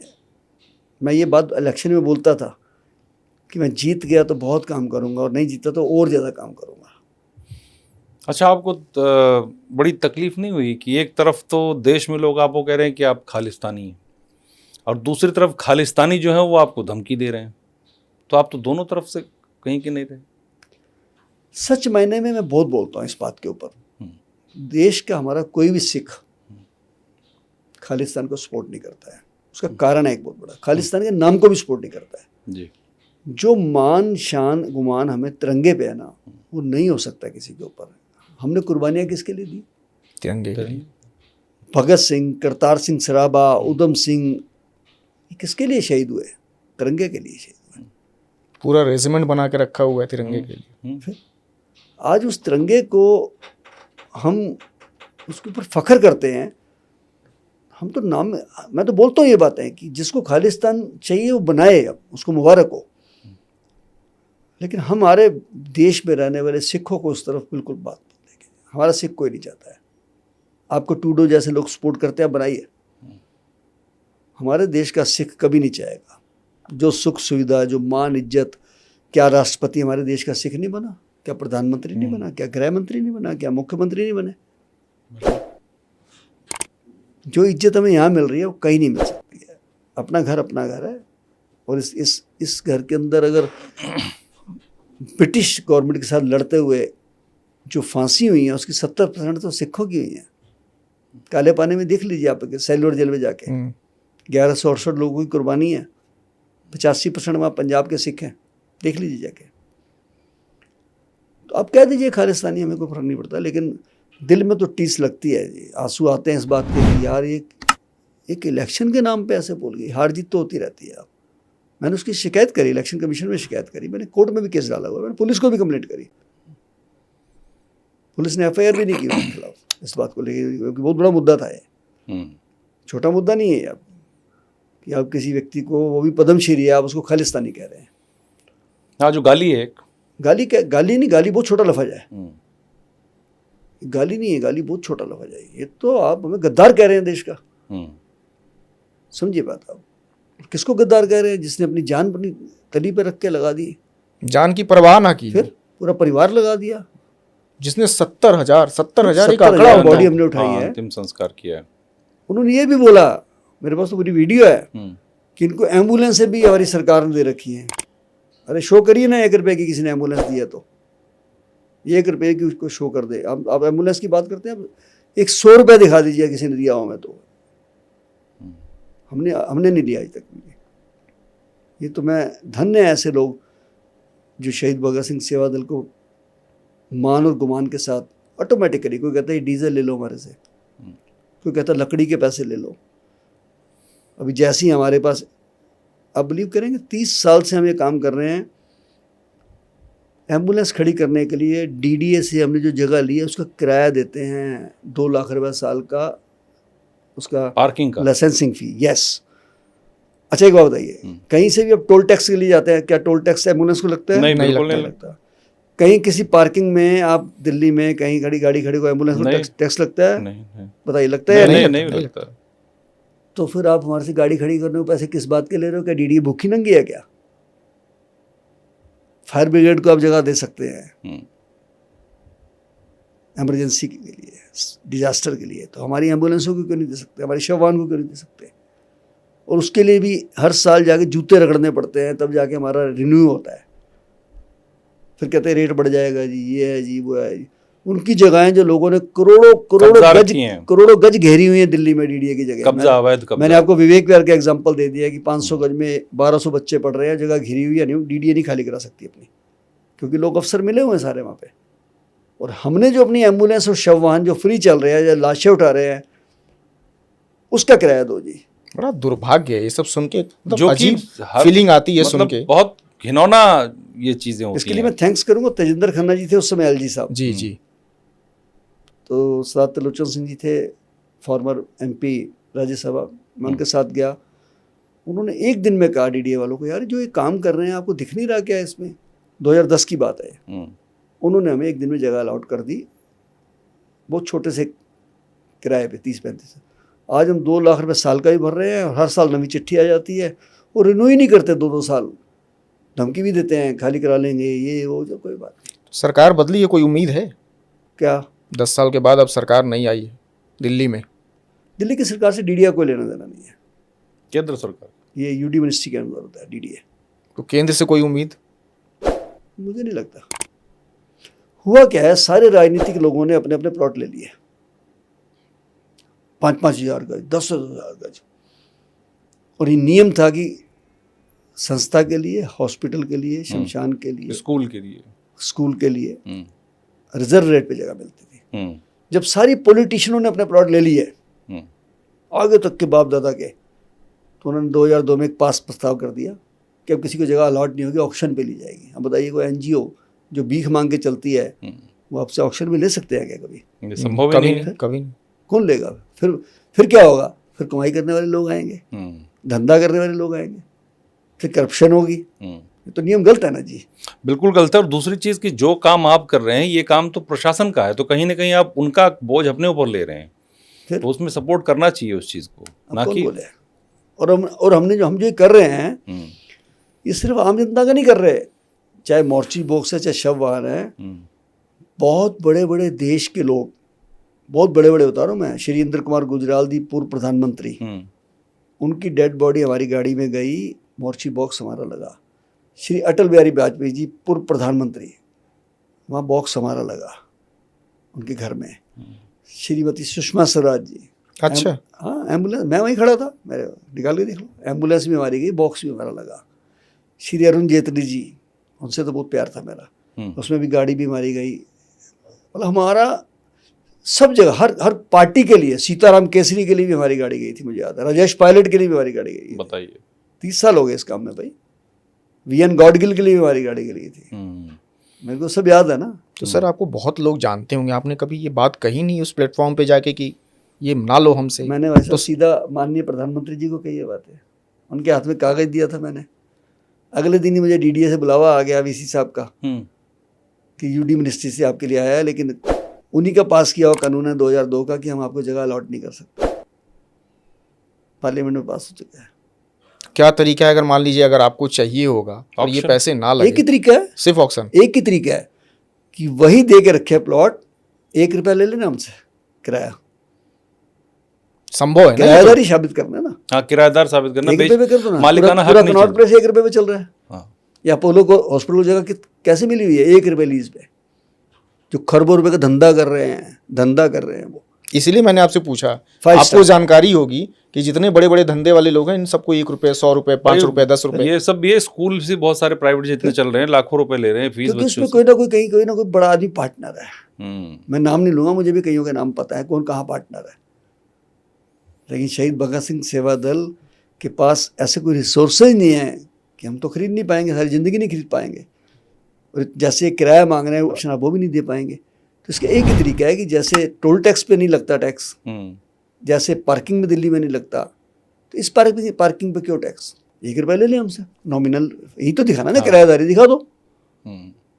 और सेवा के लिए कोई धंधा तो है नहीं। कोई एनजीओ है, हमारी Non-profit balance sheet organization। Check करो आप। हाँ, कोई हमने कभी बाहर से Audit पैसा नहीं किया, मंगाया, audit- कहीं मैंने गलत बंदे से पैसा नहीं लिया। हमारा बहुत दुनिया आती है हमारे पास हम्म, कि शंटी जी आप हमसे 1 करोड़ रुपए ले लीजिए, 60 लाख वापस दे दीजिए। मैं कहता हूँ उठो खड़ो यहाँ से बाहर निकलो। अच्छा, ब्लैक का वाइट करने के लिए। हाँ, बड़ी दुनिया आती है, मैं भगा देता हूँ। नहीं चाहिए हमको पैसा, नहीं चाहिए ऐसा पैसा। इज्जत का चाहिए, मेहनत की रोटी चाहिए। गुरु नानक देव साहब ने कहा था ना कि मेहनत की रोटी खाओगे दूध निकलेगा, जो हराम की रोटी खाओगे खून निकलेगा। फैक्ट है ये। हमें लेकिन नहीं हमारे देश के नेता तो बहुत हो गए, सब इन चीज़ों को फर्क नहीं पड़ता, बहुत मोटी चमड़ी हो गई मुझे लग रहा है उन लोगों को। ऐसा है। चाहिए। मैं कुछ नहीं कहूँगा इसके बारे में, सबको पता है। हाँ, सब जानते हैं। मैं ये कह रहा था कि जैसे आप आजकल देखेंगे शंटी जी की सोसाइटी में ना बहुत विभाजन हो गया है, हिंदू मुसलमान, ये जाति और ये, इसका बहुत बुरा परिणाम देश ने 1947 में देखा। आपने बताया कि आपके पेरेंट्स भी पाकिस्तान से आए थे, तो उस दौर में क्या स्थितियां रही जो बताना चाहें आप? देखिए, वो एक समय जो था देश के पार्टीशन का, एक भयानक समय था। मैं मानता हूँ कि उस समय की अगर इतिहास पढ़ा जाए तो कुछ डिसीजन गलत भी हुए उस समय। जैसे बराबरी का पार्टीशन होना चाहिए था। अगर हम कुछ ले रहे हैं तो कुछ देना भी चाहिए था, और कुछ दे रहे हैं तो कुछ लेना भी चाहिए था। जैसा हम सुनते हैं कि उस समय अगर सरदार पटेल जी बनते प्रधानमंत्री तो कुछ और रूप होता देश का। हम तो पैदा भी नहीं हुए थे। खैर, उस समय जो हुआ वो मेरी माँ बताती थी कि मेरी मम्मी 7 साल की थी। अच्छा। गदर पिक्चर दिखाने लगे तो रोने लगे वहाँ। तो मैंने कहा ये तो मूवी है। कहते नहीं, मुझे भी याद आ गया कि मेरे मम्मी पापा ने भी हमें जहर की पुड़िया दे दी थी कि सलवार के नेफे में रख लो और कोई बदतमीजी करे तो खा लेना। सच में ऐसा होता हुआ? ये बात मेरी माँ ने मुझे बताई और इफेक्ट था ये। लेकिन आज़ादी के 70-75 साल के बाद आज हम जिस कगार पे खड़े हैं, बहुत मुश्किल से लोग रिसेटल हुए हैं। जो उधर से आए थे या जो यहाँ रह गए थे, बड़ी मुश्किल से उन्होंने रोटी खाने लायक अपने आप को किया है। जीरो से शुरू है, जीरो से। कंगले थे, कंगाल हो गए थे। दिल्ली की बहुत सी ऐसी कॉलोनी है जो रिफ्यूजी कॉलोनी है, जैसे किंग्स कैंप है, लाजपत नगर है, कृष्णा नगर है, जंगपुरा है आपका, बहुत सारी ऐसी कॉलोनी है, मुखर्जी नगर है। मुखर्जी नगर। उनको उनके जो विभाजन के दर्द को है ना, आप टटोल नहीं सकते। लेकिन मज़ेदार बात यह है कि जो वहाँ से बिल्कुल जीरो पे आए थे, 4 पाई भी नहीं लेके आए थे, आज वो वेल सेटल है। मेहनत से, अपनी मेहनत से, किसी के वजीफे से नहीं, मेहनत से वेल सेटल है। चढ़ते चले गए, चढ़ते चले गए। आज क्या हालात है, अगर कोई चोर या आतंकवादी सपोज किसी कम्युनिटी का पकड़ा गया तो सारी कम्युनिटी थोड़ा चोर हो जाती है। मेरी बात समझ रहे आप? जी। सिख की डेफिनेशन जो है, एक सिख है, मार्शल कौम है हमारी। हम गलत काम होते को नहीं देख सकते, पता नहीं क्या हमारे अंदर हुआ है। अब कोई एक हमारी कम्युनिटी से बंदा सपोज गलत काम करते पकड़ा गया तो अब सबको कैसे कह सकते? नहीं कह सकते, बिल्कुल नहीं। और हमने भुगता है 1984 के अंदर। भाई जो उन्होंने किया, सतवंत सिंह बेअंत सिंह ने, उन्होंने उस समय की दरकार को देखते हुए किया। उनको लगा कि हरमंदर साहब के ऊपर जो अटैक हुआ है सरकार ने कराया। उन्होंने अपनी मन की भावना जो थी वो उन्होंने उनको शूट आउट कर दिया। अब इसमें पूरे देश के सिखों का रोल कहाँ से आ गया? कहीं नहीं, बिल्कुल नहीं होता है। और सारा कुछ सामान एक दिन एक रात में कहाँ से आ गया? भी ऐसे ही मारना है सबको। अब मुझे तो पत्रकारिता भी हंसी आती है कई बारी कि 84 के दंगे में सज्जन कुमार जेल जा रहा है। अरे दंगा हुआ ही नहीं भाई, कौन कह रहा दंगा हुआ है? कत्लेआम था वो। दंगा उसे कहा जाता है तो बोथ साइड हो। आप 84 में आप भी दिल्ली में थे? 22 साल के होंगे, आपको याद होगा क्या हुआ? मैं 23 साल का था। जी जी। जो मैंने अपनी आंखों से देखा, आपको सुनाऊंगा तो आप हिल जाएंगे। आप सुना सकते हैं आप मुझे? बता सकते हैं आपको? मैंने अपनी आंखों से एक ट्रक को देखा है साहिबाबाद के अंदर, जो कोयले से जल रहा था और मैं स्कूटर पे जा रहा था। मुझे पब्लिक ने पकड़ लिया। एक अच्छा आदमी था, कहने लगा सरदार जी जला दिए जाओगे, जो भी जा रहा है उठा के ट्रक में डाल देते हैं उसको। अरे मैंने अपनी आंखों से देखा है। मेरे विवेक विहार में कोठी में एक सिख फैमिली रहती थी, उनका बच्चा मानसरोवर पार्क में पढ़ने जाता था ट्यूशन, 10-11 साल का। उस बच्चे को मारने के बाद गले में टायर डाल के उसको नाले में घसीटा गया, फिर आग लगाई गई, नहीं लगी, फेंक दिया गया। एक सज्जन थे हमारे पड़ोस में, भाटिया साहब, अपनी फिएट कार की डिग्गी में रख के बॉडी लाए। बॉडी जब घर आ जाती है तो वहाँ पुलिस आ जाती है, मिलिट्री आ जाती है। आपको याद होगा मिलिट्री लगी थी दिल्ली में। मैंने खुद टैंक चलते हुए देखे हैं दिल्ली में, दिल्ली की सड़कों पे टैंक देखे हैं हमने। और पुलिस ने कहा जी अगर आप इनका क्रिमेशन करने के लिए शमशान घाट जाएंगे और मॉब जाएगा अगर 200-400 लोग, तो वहाँ कुछ हो सकता है, बॉडी हमें दे दो, हम अपने आप संस्कार करेंगे। इस बात पे लोग नहीं माने, तो उन्होंने उनके घर के सामने एक खाली प्लॉट था, वहाँ पे संस्कार किया, विवेक विहार के अंदर, घर के बाहर। अब जिस बाप की कोठी के सामने उसके बाप को, बच्चे को जला रहे हों, क्या भूल सकता है वो? मैंने देखा है उस बच्चे को जलता हुआ। और वो पिता बहुत छोटे से रेट में कोठी बेच के फॉरेन कंट्री चले गए। कहते मैंने नहीं रहना इस मुल्क में जहाँ अपने बच्चे की लाश को जलाने का अधिकार ना हो। चला गया वो, ये मैंने अपनी आंखों से देखा है। लेकिन उसी कॉलोनी में हमारे मोहल्ले में लोग इतने अच्छे थे कि हमें तो उन्होंने कहा जी अब घर से बाहर ही नहीं निकलोगे, नाश्ता भी घर में मिलेगा, लंच भी मिलेगा, डिनर भी मिलेगा, घर भर दिया हमारा सामान के साथ। मेरे कहने का मकसद है कि जो ये जातिवाद का मसला चल रहा है ये हमें कहीं नहीं दिखता, आम पब्लिक को नहीं दिखता। मैं अभी श्रीनगर होके आया, हिंदू फैमिलीज की दुकानों के ऊपर मुस्लिम लोग काम कर रहे हैं, सिखों के रेस्टोरेंट है उसमें मुस्लिम लोग काम कर रहे हैं। आप फॉरेन कंट्री जाओ वहाँ भी ऐसा है, दुबई चले जाओ वहाँ भी है, लंदन में देख के आया हूँ मैं, दिल्ली में भी ऐसा है। जहाँ मैं रहता हूँ मेरे ख्याल से 400 घर होंगे मुस्लिम के। हमारे यहाँ तो कभी तू मैं भी नहीं हुई आपस में किसी की। और मुझे तो कई बार ये भी लगता है कि हमारे से अच्छे संस्कार हैं उनके, मुझे कई बार लगा ये बात। भाई अगर कोई काम औरंगजेब गलत करके गया है तो उसका खामियाजा मैं अपने पड़ोसी को कैसे दे दूँ? मेरी बात समझे आप? कोई अगर कौम का एक बंदा गलत काम कर गया तो उसका खामियाजा पूरी कौम को भुगते, हमारे आज की पीढ़ी को भुगते। आज तो जस्टिस भी हैं उनकी कम्युनिटी के लोग, पॉलिटिशियन भी हैं उनकी कम्युनिटी के लोग, डॉक्टर भी हैं उनके लोग। किस कम्युनिटी का बच्चा क्या बन जाए कल को, क्या कह सकते हैं आप उसको? लेकिन ये जो लड़ाइयाँ होना, जो आप कह रहे हैं फैलता जा रहा है, ये लोगों को सब समझ आ रहा है। फिर भी ये जहर घोल कौन रहा है? क्यों घोल रहा है? क्या मिल रहा है इससे? आपने कहा कि औरंगजेब करके गया, तो अब की चर्चा क्यों? औरंगजेब की बात आ ही क्यों रही है जो 1600 में करके चला गया? आती रहती है। मैं भी पीछे जब गया था औरंगाबाद, उसका नाम अब चेंज हो गया है, संभाजी नगर हो गया अब तो। हाँ, मुझे अवार्ड के लिए बुलाया था वहाँ के लोगों ने। तो मैंने कहा यहाँ की खास चीज़ बताइए। तो कहने यहाँ तो ऐसा कोई खास नहीं है, औरंगजेब की कब्र है। तो मैंने कहा मैं देखने जाऊँगा। तो मैंने वीडियो भी डाली थी अपनी एक, क्योंकि वहाँ ना घास जमी हुई थी इतनी। तो मैंने कहा भाई और बहनों जरा देखिए वक्त का कमाल, कि जिसने मारा, जिसने गुरु तेग बहादुर जी को शहीद किया, भाई मतीदास सतीदास जी को, चांदनी चौक के चौराहे पे, उसकी कब्र के ऊपर घास जमी हुई है और एक बंदा बैठा है 10-10, 5-5 रुपए लेके अगरबत्ती लगाता है वहाँ पे। और जिनको शहीद किया चांदनी चौक में मेला लगा हुआ है, वहाँ 2-3 लाख लोग रोज मत्था टेकने आते हैं। हर कम्युनिटी के लोग मत्था टेकने आते हैं, हिंदू, मुसलमान, सिख, सब आते हैं मत्था टेकने।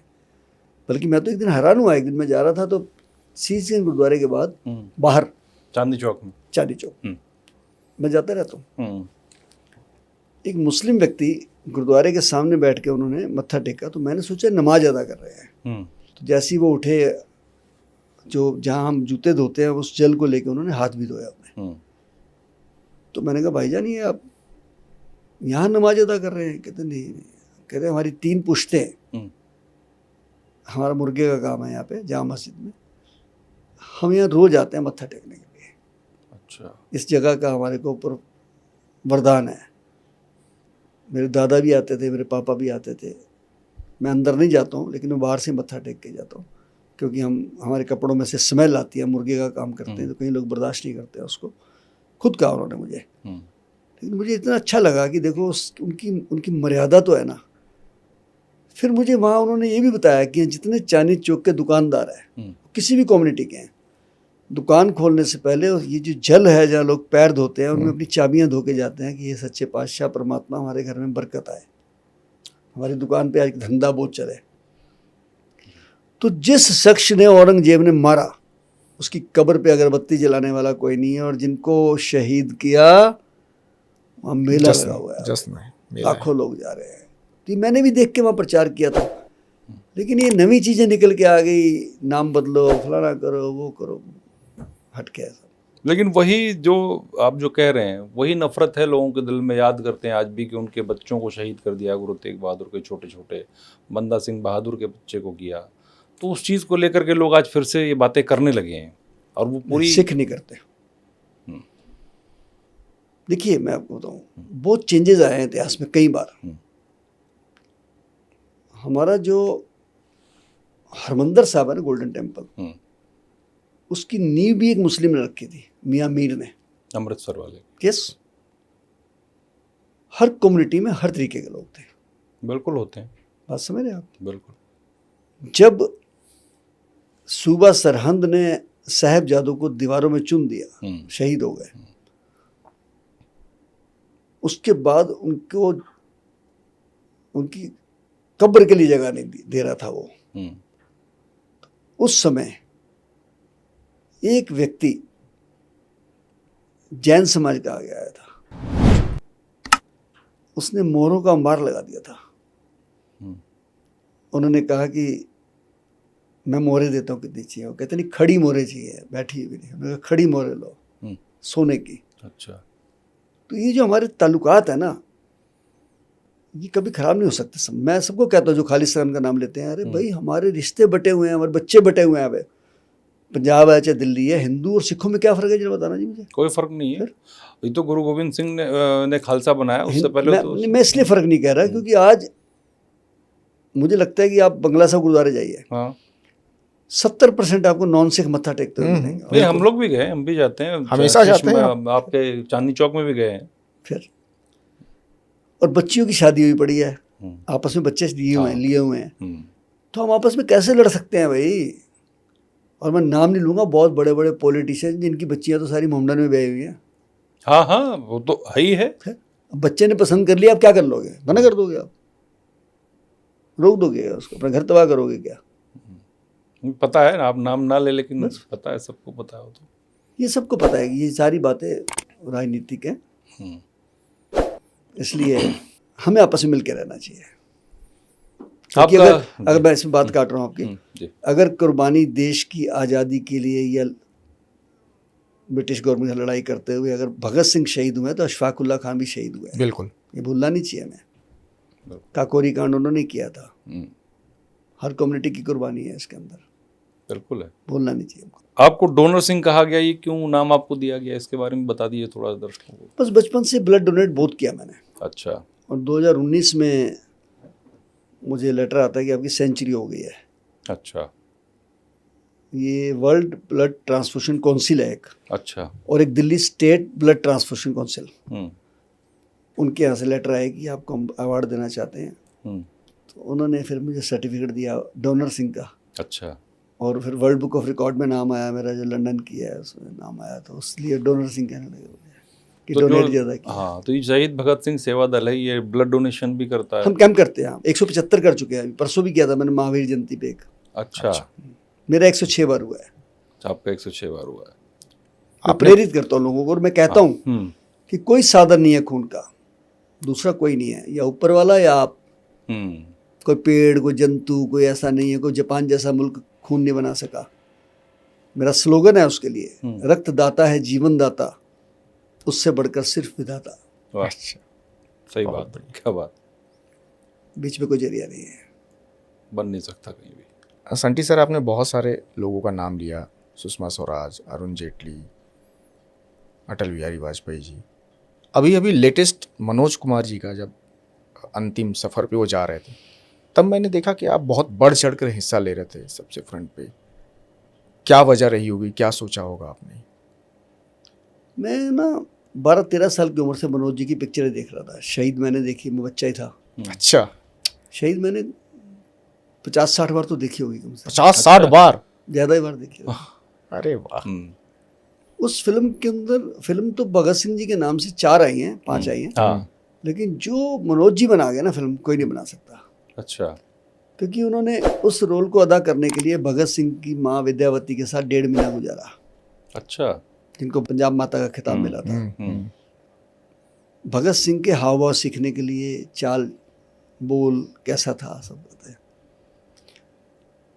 एक एक शॉट उसका फिल्म का, बल्कि मैंने वो पूछा था एक दिन, मैंने कहा ये बर्फ़ की सिलियों वाला शॉट कैसे किया आपने? कहते मुझे वो मेरे डुप्लीकेट से कह रहे थे, मैंने कहा था नहीं मैं करूँगा, कि भगत सिंह तो कई दिन रहा है, मैं यार 1 घंटा नहीं रह सकता एक शॉट में। जी, वो शॉट उन्होंने किया था। क्या? जय जवान जय किसान के नारे को मनोज कुमार ने बुलंद किया। आप जितनी उनकी फिल्में देख लो, या तो संदेश वाली हैं या देशभक्ति की हैं। पूर्व पश्चिम, उपकार, शोर, यादगार, कैसे कैसे भूल सकते हैं आप इन फिल्मों को? क्रांति, कैसे भूल सकते हैं आप इन फिल्मों को? अब बड़ी अजीब बात है कि कई ऐसे लोगों को भी भारत रत्न दिया गया जिनका आम जनता को नहीं पता कि देश के लिए क्या कंट्रीब्यूशन है, लेकिन भगत सिंह के लिए, देश के लिए, मानवता के लिए, समाज के लिए, जवानों के लिए, किसानों के लिए मनोज कुमार ने जो प्रेरणा दी लोगों को, ये इस काबिल थे कि इनको भारत रत्न दिया जा सकता था। लेकिन पद्मश्री थे, इसलिए राजकीय सम्मान से गए। मैं तो उसी समय पहुंच गया जब मुझे डेथ का पता लगा। जी। मैं 3 घंटे बाद बॉम्बे पहुंच चुका था। अच्छा। सारा इंतजाम मैंने देखा वहाँ जाके। उनके बच्चे भी, कुणाल जी, विशाल सिंह, मेरे पारिवारिक संबंध है उनके साथ। अच्छा। मैं दिल से लाइक करता था मनोज कुमार। एक बहुत अच्छे इंसान थे, राइटर, डायरेक्टर, प्रोड्यूसर, एक्टर, ये गुण सब में नहीं होते हैं। बिल्कुल। सबसे बड़ी बात है कि अंतिम सारी- सफर से पहले भी मुलाकात हुई है उनसे? मेरी बहुत बार हुई है। 2 बार तो दिल्ली बुला चुका था उनका अवार्ड के लिए। मैं, हमने उनको शहीद आजम भगत सिंह नेशनल सद्भावना अवार्ड दिया था फिक्की में। अच्छा अच्छा। और मैं जब भी बॉम्बे जाता था उनसे मिलता रहता था, स्पेशल मिलने जाता था। 2-2 घंटे बतियाते रहते थे हम बैठ के। उनको शेर सुनाने की आदत थी, जोक सुनाने की आदत थी, देशभक्ति के गाने सुनाने की आदत थी, सुनने की भी आदत थी। और सबसे बड़ी बात हो रही है कि मैं नहीं भी जानता होता उनको, मैं तब भी जाता। मैं लता जी के फ्यूनरल में भी गया था। अच्छा। हाँ, क्योंकि लता जी हमारे देश की जो गा गई वो कोई गाया नहीं आज तक। बस आन बान शान थी। उनका भारत रत्न वाकई भारत रत्न था। हाँ। और ये भी मनोज जी भारत के रत्न थे। कुछ लोग ना यहाँ से टच करते हैं। कुछ लोगों के जाने पे आपको कहाँ चले गए, एक होता है कि नहीं यार, दिल से कहना, आंसू आ जाना कि यार वाकई यार ये क्या कर गया है बंदा यार। इसके लिए एक शेर याद आता है कि कुछ लोग थे कि वक्त के सांचे में ढल गए, यानी आम ही ढल जाते हैं वक्त के साथ। कुछ लोग थे कि वक्त के सांचे में ढल गए, कुछ लोग हैं कि वक्त के सांचे बदल गए। वाह। इन्होंने सांचे बदल दिया इंडस्ट्री में। अच्छा, दूसरा नाम बताइए। नहीं, कोई नहीं। इनके बाद जो देशभक्ति की फिल्म बनी हो, बताइए कोई नाम है? कोई नहीं, नहीं तो सिर्फ एक बनने को तो बहुत फिल्में बनी हो, लेकिन नहीं, जो ये कर गए काम कोई नहीं कर सकता। मनोज कुमार तो उसी इसीलिए चीज में ढल गए। हाँ, ढल गए। संदेश क्या है उसमें? पूर्व पश्चिम देखिए आप, क्या संदेश है उसके अंदर। उपकार देखिए आप, क्या संदेश है उसके अंदर। हर चीज उन्होंने, चाहे बेईमान बनाई, चाहे 10 नंबरी बनाई, उसका एक संदेश होता था फिल्म में कि उचक्के क्या करते हैं, चोर क्या करते हैं, देशद्रोही क्या करते हैं। हर चीज दिखाई, बड़े ढंग से दिखाई उन्होंने, इसलिए मैं लाइक करता था। और मनोज कुमार जी भी बंटवारे के बाद आए थे, पाकिस्तान से आए थे, तो उन्होंने उस चीज को शायद बहुत झेला या सहा या उस चीज को देखा था। गरीबियत भी देखी उन्होंने, गरीबी भी दिल्ली में देखी। रहे, हाँ। गरीबियत में जिए हो, तो उस चीज को आंखों से देखा, तो उन्होंने शायद इसलिए बता पाते थे कि देश क्या होता है। संटी सर, मेरा एक अंतिम सवाल है। जब आप ये धर्मार्थ कार्य के लिए आगे बढ़े होंगे, जब मन में सेवा भाव आया होगा, तो ऐसा नहीं है कि हर कोई आपके साथ होगा। कुछ लोग आपको, मतलब आपके खिलाफ बोल रहे होंगे, कुछ ऐसा जो आपको बहुत चुभा होगा। मैं ये नहीं कहूँगा कि आप नाम लीजिए, लेकिन ऐसी क्या क्या बातें कही गई होंगी जो आपको लगा यार ये तो मत बोलो। देखिए, ये होगा जब भी आपको अच्छा काम करने लगेंगे, आपके लोग खिलाफत करेंगे ही करेंगे। गुरु नानक देव साहब जब उदासी पे जाते थे, उनके साथ बाला मर्दाना जी रहते थे। अक्सर लोग उनकी बहुत सेवा करते थे। तो जहाँ एक बहुत सेवा लोगों ने की तो उन्होंने एक आशीर्वाद दिया कि उजड़ जाओ। अच्छा। थोड़ी आगे गए तो लोगों ने देखा गुरु नानक देव जी आ गए हैं, तो वो खिलाफ थे, उन्होंने पत्थर मारे उनको, ऊंचा नीचा बोला। तो गुरु नानक देव साहब ने आशीर्वाद दिया कि बसे रहो। तो बाला मर्दाना जी ने पूछा कि आप ये जो पत्थर वालों को कह रहे बसे रहो, जो फूल वाले हैं उनको उजड़ जाओ। तो उनका जवाब था कि जो इस प्रकार के लोग हैं गलत फितरत के, ये एक ही जगह बैठे रहेंगे तो ज़्यादा गंद को नहीं बिखेरेंगे, खिलारा नहीं डालेंगे। ये जो अच्छे वाले लोग हैं जहाँ जहाँ उजड़ के जाएंगे अच्छाई फैलाएंगे पूरे देश के अंदर, कोने कोने के अंदर। वाह। और मैं भी जब काम शुरू किया, मुझे बहुत लोगों की बातें सुननी पड़ी, अब भी सुननी पड़ती हैं, लेकिन मुझे बहुत बड़े व्यक्ति ने कहा था कि ज़िंदगी में अच्छा काम करोगे तो आंखें खुली रखना, कान बंद रखना। करतार सिंह सराभा का नाम अगर आपने सुना हो, बहुत यंग 19 साल की उम्र में फांसी हुई थी उनको। तो उनका एक शेर है, वैसे वो पंजाबी में है वैसे, कि सेवा देश और कौम दी बड़ी औखी, गल्लां करनियां बड़ियां सुखलियां ने, जिन्हां इस सेवा विच पैर पाया उन्हां लखां मुसीबतां झल्लियां ने। बहुत मुसीबतें झेलनी पड़ती हैं, झेलनी पड़ती हैं, सुननी पड़ती हैं बातें। सुनते चले जाओ ना। एक हाथी जा रहा है, अपना काम कर रहा है, चलता जा रहा है, चलता जा रहा है, पीछे जो गली में भूखने वाले गली तक ही रह जाते हैं। हाथी कहाँ पहुँच जाता है। जो मुझे गलत कहते थे, जो मेरी बुराई करते थे, वो आज भी वही हैं। हम पद्मश्री तक पहुँच गए ना, बिल्कुल, काम करते करते। कुछ भी ना हो हमारे पास, संतुष्टि तो है ना। इससे बड़ी और क्या चीज़ है? संतुष्टि है ना, हम इसी में खुश हैं। और जो मुझे प्यार देगा, जो मुझे लगेगा ये बंदा देश के लिए अच्छा काम कर रहा है, मैं उसके लिए काम करूँगा। ऐसा नहीं कि मैं पॉलिटिशियन हूँ 100% और ये है वो है, मेरे अंदर ऐसी कोई बात नहीं है। मतलब चुभने वाली बातें हुई लेकिन आपने उसको इग्नोर किया और आगे बढ़ते करना रहे। पड़ा, करना। मेरी माँ ने भी कहा था जब शुरू किया था शहीद भगत सिंह सेवा दल, कि बेटा अब तूने शुरू किया ना, ये बंद मत करिए और कभी किसी को ना मत करिए। 2 बजे और 3 बजे। और तीसरी बात बहुत बड़ी कही थी कि अहंकार मत करियो कि तू कर रहा है, तू नहीं कर रहा, वो करा रहा है तेरे से ऊपर वाला, उसने चुना है तेरे को। और यही एक बात है कि मुझे आज पूरा देश बुलाता है। कल आगरा था, फिर बॉम्बे था, फिर हैदराबाद था। एक गरीब आदमी, एक कम पढ़ा लिखा आदमी, उसको फ्रांस की सॉर्बन यूनिवर्सिटी यहाँ आके मुझे डॉक्टरेट की उपाधि दे रही है। अच्छा। राष्ट्रपति जी पद्मश्री दे रहे हैं, दुनिया भर के पुरस्कार मिल गए, दुनिया भर के अवार्ड मिल गए, दुनिया का कोई मीडिया नहीं बचा जिसमें मेरा इंटरव्यू ना हुआ। दुनिया का कह रहा हूँ मैं आपको। 20 बार BBC ने ले लिया मेरा, कोई इंटरव्यू बचा ही नहीं मेरा। तो आज ये कृपा ऊपर वाले की, जो मुझसे वो करा रहा है। अगर और सेवा लिखी होगी और कराएंगे।